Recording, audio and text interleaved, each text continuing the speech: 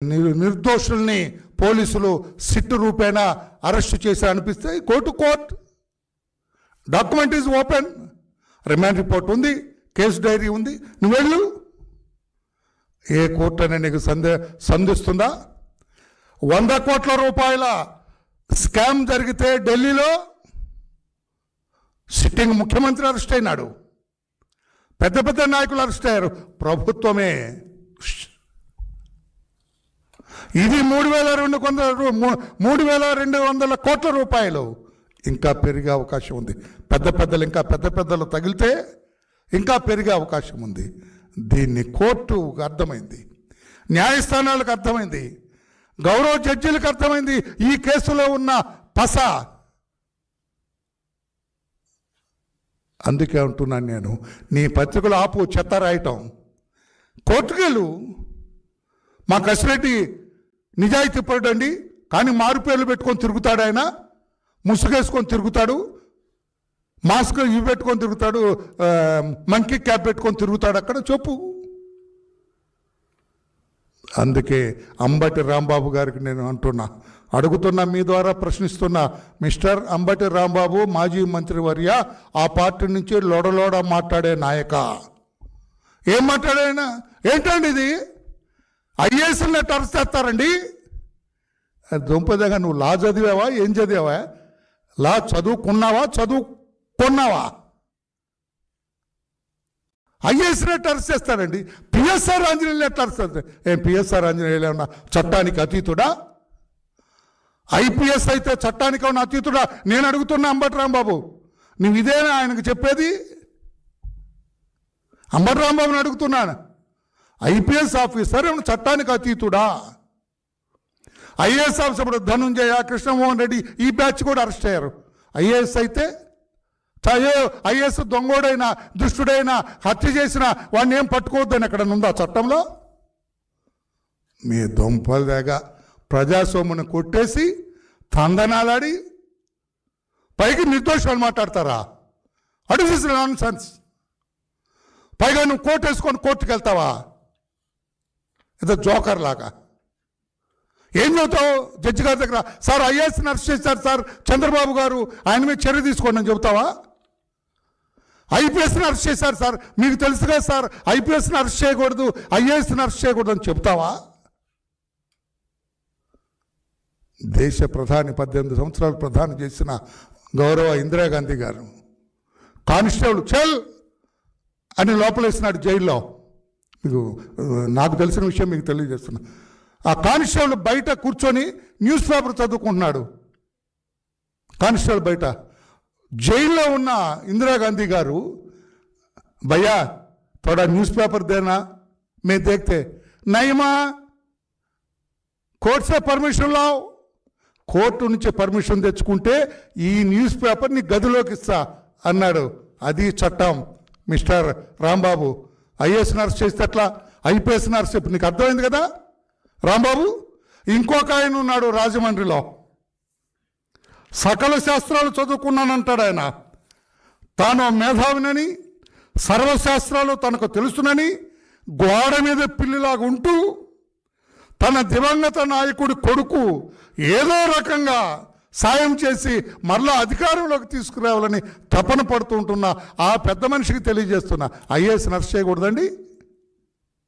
నువ్వు పెద్ద మేధావ్యా, నువ్వు పెద్ద తెలివిగలవాడివా? ఏం సార్ గోడ మీద పిల్లిలాగా ఉంటావు నీ దొంపదాగాను. ఇంకా వస్తావా? ప్రశ్న మాట్లాడతావా? ఐపీఎస్ని అరెస్ట్ చేయకూడదా? ఐపీఎస్ హత్య చేస్తే వదిలేద్దామా? కోట్లు కొట్టేస్తే వదిలేద్దామా? తాగి తందనాలాడితే వదిలేద్దామా? ఆడపిల్ల కొంగు లాగితే వదిలేద్దామా? ఏం లా చదివినావా నువ్వు? ఎక్కడ చదివినావా? ఏ ఊళ్ళో చదువుకున్నావు? ఏనా బుడబొక్కల కాలేజీలో చదివినట్టున్నావు. ఇలా మాట్లాడొచ్చా మీరు?